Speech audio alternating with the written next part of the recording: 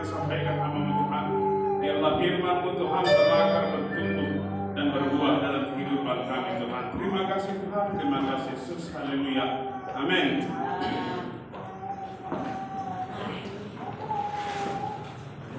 Haleluya. Silakan dulu saudara. Haleluya. Kita berdoa sebentar.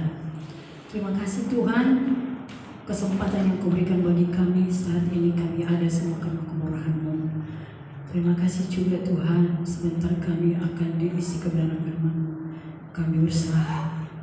Ini hamba-Mu tidak ada apa-apanya, tapi sungguh kami yakin kami punya Tuhan yang besar, yang sanggup menolong, menghibur, menguatkan kami, mengajari kami. Setiap kami yang ada saat ini kami serahkan dalam tangan-Mu. Hamba-Mu menyampaikan isi hati Tuhan. Kami percaya firman ini akan membangun iman kami, menguatkan kami, menghibur kami, memulihkan, memberkati setiap kami. Kami percaya yakin Tuhan, di saat kami dengarkan firman Tuhan, kami tahu orang tidak senang itu kami satukan iman kami tolak, kami singkirkan itu dari hidup kami dalam Yesus, dari ruangan dalam Yesus. Roh Kudus yang beracara di hidup kami, semuanya kami ditolong, diberkati oleh Tuhan. Tidak sama datang dan pulang, kami percaya sudah mendengarkan firman Tuhan, kami akan menemukan jawaban daripada firman Tuhan. Dalam nama Yesus, hati kami siap diisi firman Tuhan. Dalam nama Yesus, kami berdoa bersyukur. Haleluya. Amin. Puji Tuhan. Saudara yang dikasihi Tuhan, sebelum kita masuk ke acara pembacaan firman Tuhan, saya perkenalkan supaya seperti Bapak utamakan, kalau tidak kenal maka sayang, gitu ya. Jadi ada baiknya kalau kita ada saling kenal, tambah sayang, seperti itu. Saya Ibu Gembala dari Simalungun dan melayani di Simalungun. Saya Guru Nababan dan Bapak Marga Sirait, punya anak 2, 1 cucu. Itulah perkenalan saya. Dan terima kasih Bapak. Haleluya. Terima kasih Bu Gembala yang baik hati yang memperbolehkan saya boleh memakai mimbar Ibu ini. Saya bersyukur buat kebaikan Tuhan yang Ibu rasakan juga seperti apa yang kurasakan, maka saat ini saya boleh ada di sini. Ibu ini pas waktu Bapak sakit di Mitra Sejati pada tahun yang lewat, 1,5 tahun yang lewat, tahu dari teman saya kata Ibu ini di Simalungun. Ditelepon, dia kasih tahu kami ada di Mitra Sejati menjaga Bapak. Ternyata Ibu ini langsung datang, bawa makanan, bawa berkat gitu. Di situ saya kenal Ibu ini. Indahnya bersatu dalam Tuhan ini. Dan ketemu lagi di KSP di Sibolangit. Nah, kami ada satu asrama. Jadi kami makin kompak. Nah, saya datang ke Medan ini dan udah pernah saya SMS untuk datang ibadah di sini. Nantilah saya kawari katanya. Jadi saya datang ke sini untuk mengurus anak ini, anak kita Syafqudan lagi magang. Saya telepon Ibu ini, ditelepon balik. Saya ada di Medan Bu. Oh, ya kalau sudah di Medan datanglah dengan kemurahan Tuhan, dengan murah hati. Itu anak-anak Tuhan, hamba Tuhan selalu punya murah hati. Amin. Terima kasih Bu Gembala yang baik hati. Ini saya mohon dan permisi dan bertanya, berapa lama boleh saya pakai dan pinjam mimbar Ibu? Di mana? 15 menit. 30 menit panjang juga ya. Terima kasih ya Bu Gem. Tuhan berkati. Nah, sebelum kita baca firman ini, selalu ada pertanyaan dan pasti dijawab. Kira-kira, tapi bapak-bapak dulu saya tanya ya, karena bapak-bapak adil, kalau ibu-ibu selalu membela diri nanti. Bapak sekalian yang ada, ini umur opung udah berapa kira-kira? Sekalipun opung bisa dipandang muda loh. Berapa Pak?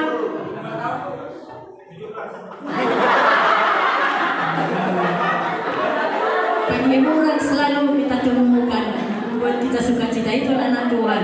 Tidak memojokkan, menghiburkan. Amin. Berapa Bu? Pas, tolong satu menjawab. 63.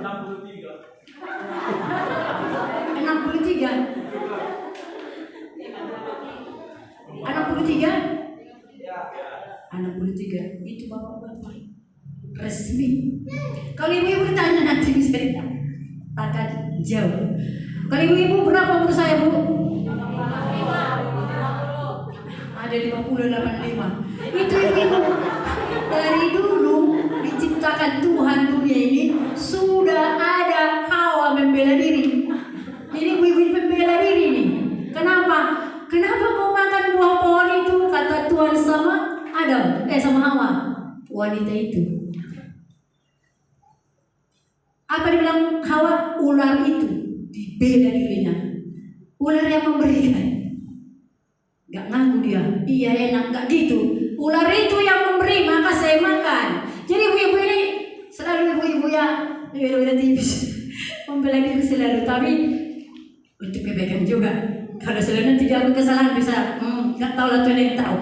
Itu sejujurnya umur saya nggak jauh dari yang dikatakan Bapak 63, dari saya umur 64.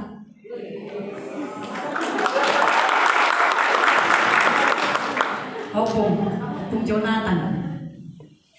Nah, terima kasih buat untuk itu. Tapi ada juga saya mau tanya sebelum firman ini. Siapakah di sini yang tidak pernah terlambat? Kerja, sekolah, masak, nyapu, semua pekerjaan apapun. Siapa yang tidak pernah terlambat?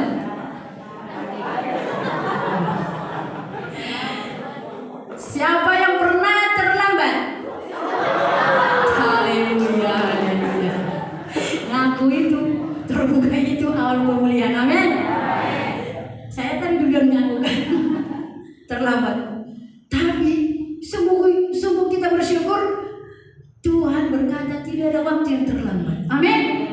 Sekalipun sudah umur 64 di sini di mimbar ini, bagi Tuhan berharga. Kalau sempat dikatakan tidak atau no, wah kemana lah opung-opung ini.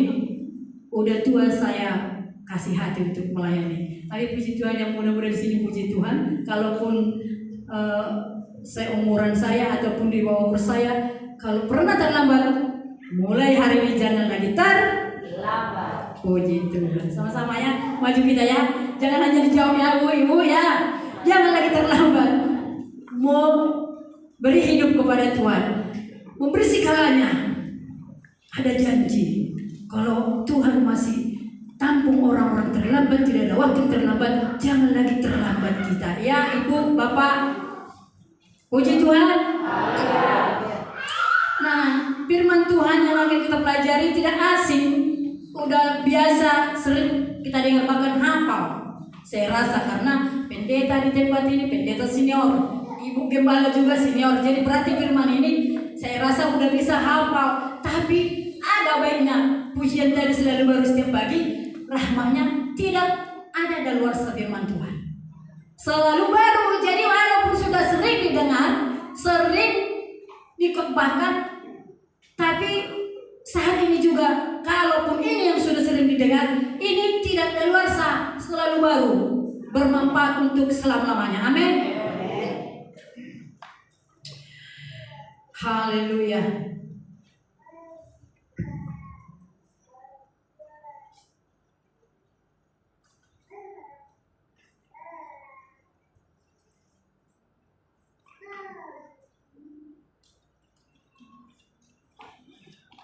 Kita mengambil temanya kesetiaan, setia, poinnya setia. Ini Ayub 42 ya, Ayub 42 ayat 1 sampai 10 nanti kita baca. Kita baca dulu dari 1. Maka jawab Ayub kepada Tuhan, aku tahu bahwa Engkau sanggup melakukan segala sesuatu dan tidak ada rencanamu yang gagal. Firman-Mu, siapakah dia yang menyelubungi keputusan tanpa pengetahuan? Itulah sebabnya tanpa pengertian aku telah bercerita tentang hal-hal yang sangat ajaib bagiku dan yang tidak kuketahui.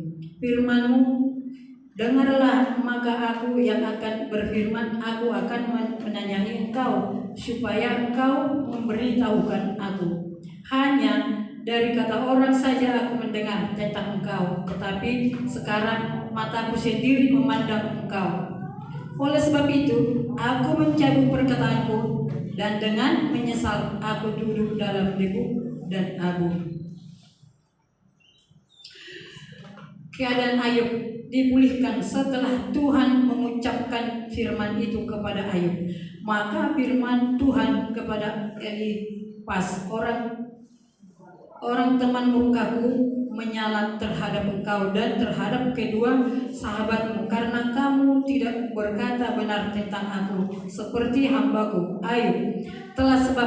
Oleh sebab itu, ambillah 7 ekor lembu jantan dan 7 ekor domba jantan dan pergilah kepada hambaku Ayub. Lalu persembahkanlah semuanya itu sebagai korban bakaran untuk dirimu. Dan baiklah hambaku Ayub meminta doa untuk kamu, karena hanya permintaannya lah yang akan kuterima, supaya aku tidak melakukan aniaya terhadap kamu, sebab kamu tidak berkata benar tentang aku seperti hambaku Ayub. Maka pergilah Elifas orang teman Bildad orang Suah dan Sofar orang Naaman lalu mereka melakukan seperti apa yang difirmankan Tuhan kepada mereka, dan Tuhan menerima permintaan Ayub.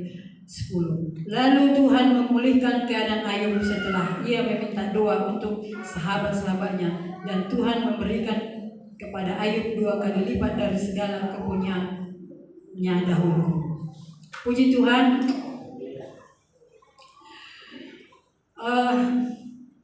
Kita tahu cerita Ayub ini orang yang saleh, orang yang tidak layak lagi mengalami penderitaan dari salehnya. Tapi Ayub ini banyak mengalami penderitaan, bahkan sampai istri menolak. Tadi ada kesaksian sembuh dari sakit. Tadi ada kesaksian ditanya Tuhan, harus begitu, tanya Tuhan, karena semua diprogramkan Tuhan. Diprogram Tuhan semua kehidupan kita. Kita yang sering belok sana belok sini, sebetulnya kita sudah ada di program Tuhan. Ayub ini sudah di programnya Tuhan. Lihat Ayub, kadang itu tadi dia berkata tidak tahu apa yang kukatakan. Setelah Tuhan mengucapkan firman itu kepada Ayub, maka firman Tuhan kepada Elifas, orang teman murkaku menyala salah baca, maaf. Ayat 1 tadi. Maka jawab Ayub kepada Tuhan, aku tahu bahwa engkau sanggup melakukan segala sesuatu dan tidak ada rencana yang gagal. Sudah direncanakan Tuhan, sudah diprogramkan Tuhan apa yang untuk dialami Ayub. Dan Tuhan tidak mau gagal di rencananya untuk Ayub. Sekalipun Ayub kehilangan semua hartanya, hilang anaknya, hilang semuanya, bahkan istri yang disayangi pun tidak memperhitungkan dia lagi. Karena ini programnya Tuhan, Ayub tetap bertahan. Tidak ada sungguh-sungguh. Sering kita, kalau datang permasalahan, tapi tadi puji Tuhan, ibu yang bersaksi anaknya bolong, gendang kuping anaknya, dia tanya Tuhan, lewat mimpi Tuhan, kasih tahu, mentap. Terus begitu, tanya Tuhan. Kalau datang masalah itu tanya Tuhan. Sering kita langsung nggak adil. Semakin setia, semakin banyak berdoa, semakin banyak memberi, semakin banyak masalah. Kenapa?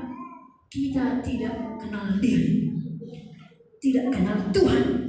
Kalau tahu kita ini diprogramkan Tuhan akan kita lalui, kita pasti bersyukur di dalamnya. Amin.